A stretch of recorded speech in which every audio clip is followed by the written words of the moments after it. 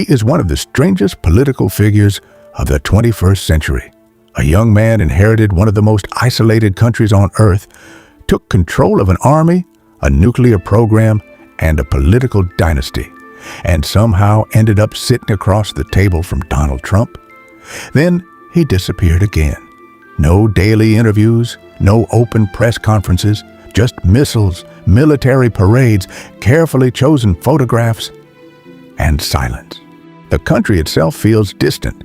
It sits next to South Korea, one of the world's most connected and technologically advanced societies. Yet across the border is a state built around secrecy, military power, and political control. Millions of people live inside a system that most outsiders can only observe from a distance.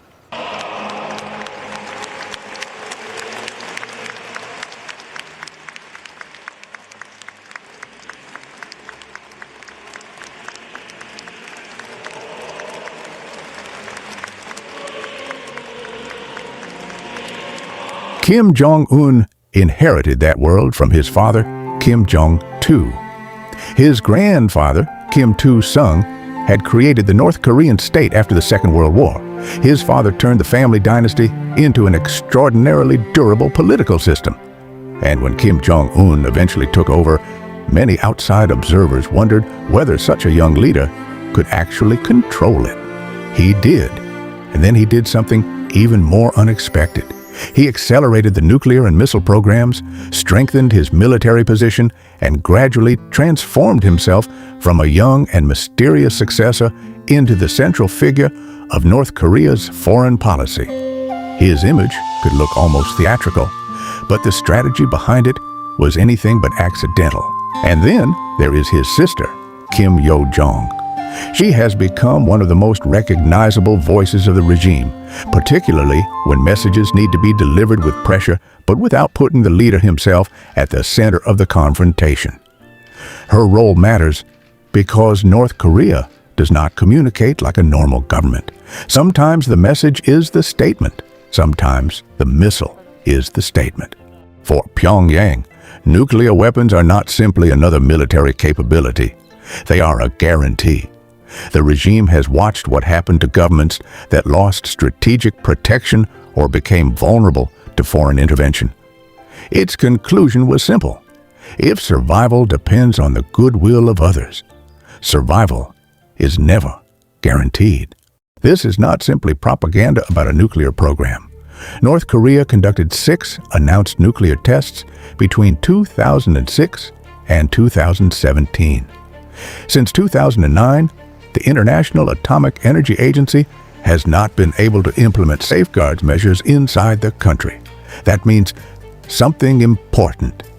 The world knows North Korea has a nuclear program, but it cannot independently verify everything happening inside it.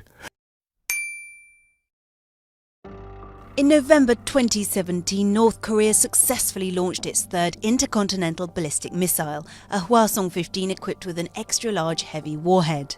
Ending a 2-month pause in testing, the missile came down in the sea off the coast of Japan. With an estimated range of 13,000 kilometers, Pyongyang says it's capable of striking anywhere in the North American continent. With this launch, North Korea claims to have achieved its goal of becoming a nuclear state. Alongside its ballistic missile tests, Pyongyang is developing the atomic weapon it considers its life insurance policy. In September 2017, North Korea carried out its 6th nuclear test with an H-bomb small enough to be fitted onto a missile. The North Korean regime has been conducting nuclear tests since 2006. The country is suspected of already possessing sufficient fissile material for the manufacture of more than a dozen atomic weapons. Despite UN sanctions and the diplomatic efforts made by Washington through China, North Korea continues its tests undeterred. Meanwhile, the United States and its allies have various protections in place, including the GMD, Aegis and THAAD missile defense systems. And that distinction is crucial. The threat is real. But the exact size, configuration, and operational status of North Korea's nuclear arsenal remain difficult to establish with certainty. The IAEA itself says it cannot confirm the operational status or design features of the facilities it monitors through open sources and satellite imagery. North Korea has therefore built something more sophisticated than a simple weapon. it has built uncertainty. Every missile test creates questions. Every nuclear statement creates speculation.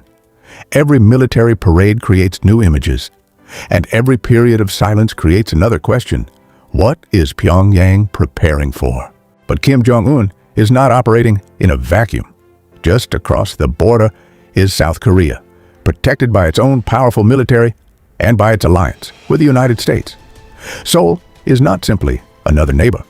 It is the economic, political, and technological counterexample sitting directly beside the North Korean system. For Washington, the Korean Peninsula is therefore a difficult equation. The United States wants to deter North Korea from attacking South Korea, but it also wants to prevent a conflict that could devastate the peninsula. Deterrence has to be strong enough to prevent war without becoming so aggressive that it helps trigger one.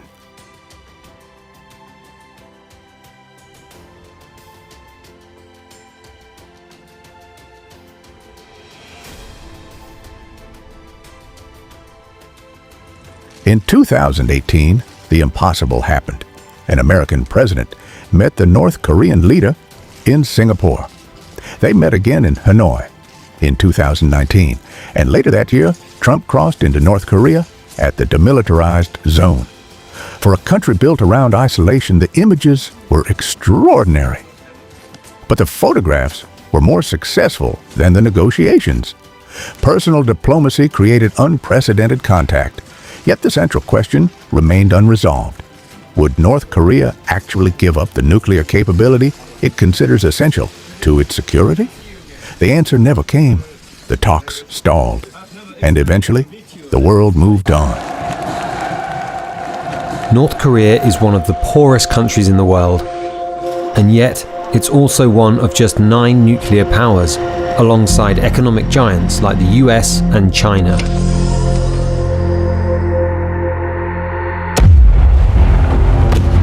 These are long-range ballistic missiles from North Korea, capable of striking almost any target in the world.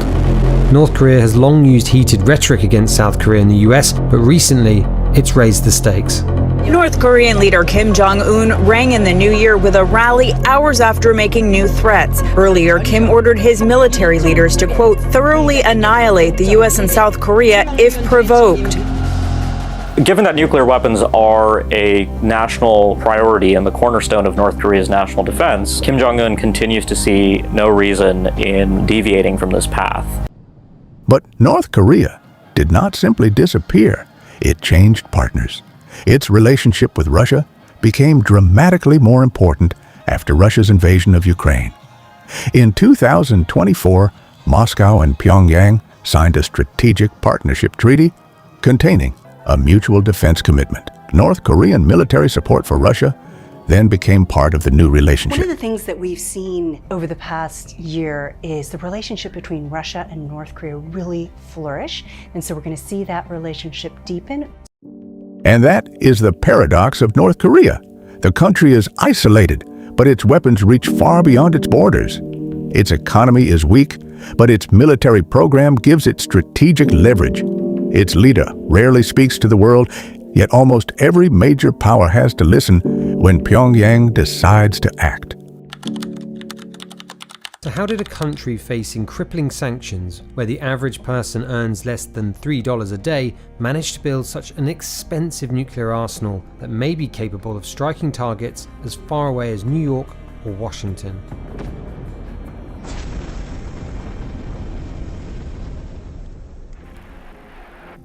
North Korea's nuclear weapons program dates back to the country's founding father, Kim Il-sung. He asked the Soviet Union for help to begin building a nuclear program. He claimed it was for peaceful purposes to provide energy, but that program certainly took a turn under Kim Il-sung and became a program that was destined for military purposes. North Korea's nuclear ambitions began to take shape in 1979 with the construction of a 5-megawatt nuclear reactor at the Yongbyon atomic facility north of Pyongyang. When Kim Jong-il took power after his father's death in 1994, the country went into a period of famine. North Korea's economy had been shrinking since the collapse of the Soviet Union and the loss of many trading partners. It turned to external food assistance to divert money towards its nuclear weapons program.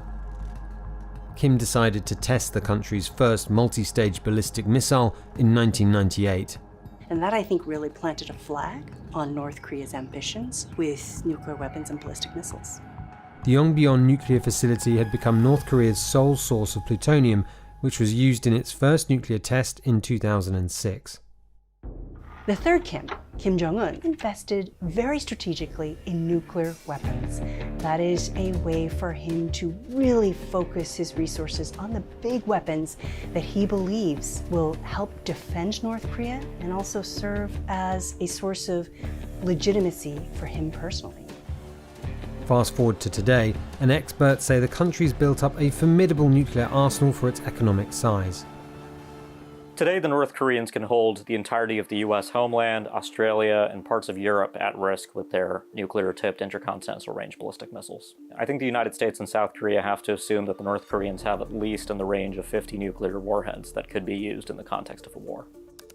Here are the key ways North Korea managed to do it. 1. Advancing technology at home. The country has developed an army of scientists and engineers to build up its nuclear and missile programs on its own. On the 4th of July in 2017, the North Koreans carried out their first ever test of an intercontinental range ballistic missile. Since then, they've made advancements. Experts say they're advancing their missile systems to launch even more quickly. One example is using solid fuel instead of liquid fuel. Solid propellant missiles can be used with much less warning. The fuel is built into the missile at the time of manufacture, which means that in a serious crisis, the North Koreans can launch much more quickly, which also means that the US has far less time to actually hunt and destroy those missiles preemptively. North Korea says it's been testing a new ballistic missile designed to deploy a hypersonic glide vehicle. They're also miniaturizing nuclear warheads so they can be attached to more types of weapons, according to intelligence officials. North Korea has long claimed that it has the weapons to be able to do this, but we've never seen the proof until today. But advancements like these aren't the only thing worrying experts, which brings us to number 2, relations with Russia. Russian President Putin making a rare visit to North Korea, a crucial supplier of arms for Russia's war in Ukraine. Kim Jong Un and Vladimir Putin have made this relationship into a strategic partnership. North Korea, for a number of years, was among the world's most heavily sanctioned countries. And now, with Russia, they gain access to important Russian technologies. They can give the North Koreans access to raw materials that will allow Kim to accomplish many of his modernization objectives, including sizing up his own nuclear force. So this is a huge opportunity for Kim Jong Un. We're seeing the DPRK provide military equipment to Russia for pursuing its aggression against Ukraine, but we're also seeing Russia provide technology and support to the DPRK for its own military programs. The much-needed support that Kim is receiving from Russia could be the biggest jolt to its economy since he took power about a dozen years ago. Vladimir Putin's embrace of Kim Jong Un and North Korea, I think, is nothing short of a geopolitical lottery ticket for the country. The Russians can provide the North Koreans with important food, which can help alleviate some of their own economic difficulties with their own people. Similarly, the Russians are providing shelter to North Korea at the United Nations. Russia and North Korea have both denied the accusations of the arms transfers. While North Korea's support for Russia has been making recent headlines, the authoritarian country has also reportedly been providing military assistance to other countries and organizations. Seoul's Joint Chiefs of Staff says artillery shells found near the Israeli border were likely exported from North Korea. They want to show other rogue nations what they have for sale. And third, North Korea has embraced a policy of Songun, which translates as military first. This justifies massive spending for security while keeping money away from other parts of the economy. While North Korea's military budget is just a fraction of larger countries, it's throwing a lot of money into defense, estimated between $7 and $11 billion a year. That's in an economy estimated at about $25 billion a year, according to South Korea's central bank. North Korea is one of only a handful of countries with nuclear warheads, and it's also one of the most impoverished and reclusive. So how is the country funding its outsized military program? The answer, in part, lies in cybercrime. US officials say that about 40% of the funding for the nuclear program is believed to come from cyber theft. It can be very hard to identify where money is going when it comes to North Korea because almost everything is state-owned and state-run. Everybody is working for the state. And that means, in a sense, that everybody is helping to provide funding for the nuclear program. North Korea has dodged sanctions for decades and, according to a UN Security Council report, sent its workers abroad to Russia and China to earn hard currency. It's also earned billions dealing in drugs, selling weapons and counterfeiting currencies, according to a human rights group report. So what does Kim Jong Un hope to achieve with its nuclear arsenal? Kim continues to be a rational actor. His primary strategic objective is to ensure his ability to bequeath power to a next generation of Kim leadership, to ensure that North Korea's systems continues to survive, and a deliberate resort to war would not directly advance that objective. So Kim Jong Un is not preparing for war, per se, but he is ensuring that if that day does come, that the North Koreans will be ready to fight that war with conventional and especially nuclear weapons.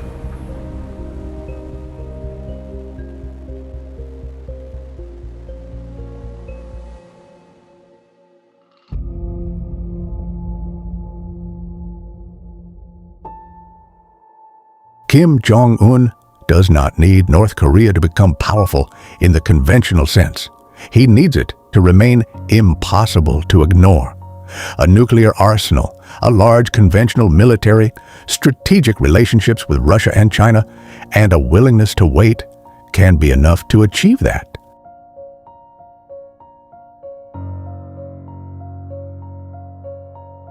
So, is North Korea a real nuclear threat? Yes. But perhaps not for the reason people imagine. The most dangerous scenario is not necessarily that Kim wakes up one morning and decides to launch a nuclear war. The greater danger is miscalculation.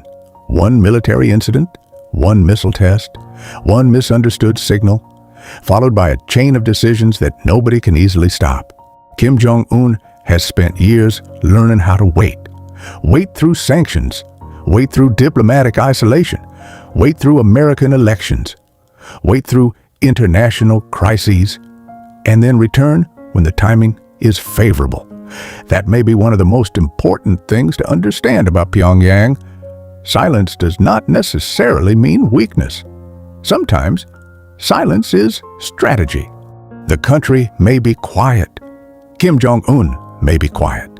But the program is still there. The weapons are still there. The alliances are changing, and somewhere behind the closed doors of Pyongyang, the next move is already being calculated. This is Doggy diplomacy. No jargon, no panic. Just geopolitics explained simply. Because sometimes the most important story is not the one making the most noise. It is the one quietly waiting for the world to look again.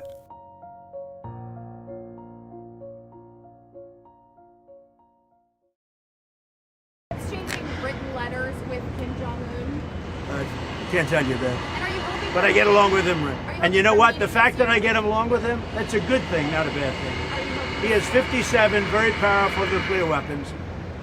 Should have never allowed it to happen. They should have never allowed it. If I were president, I wouldn't have allowed it. But he's got them. I get along with him very well. I can't let Iran have a nuclear weapon. And I know Kim Jong Un very well, and he's going to be fine. As long as we have a smart president, he's going to be fine. If we have a dumb president, then he's probably not going to be so fine.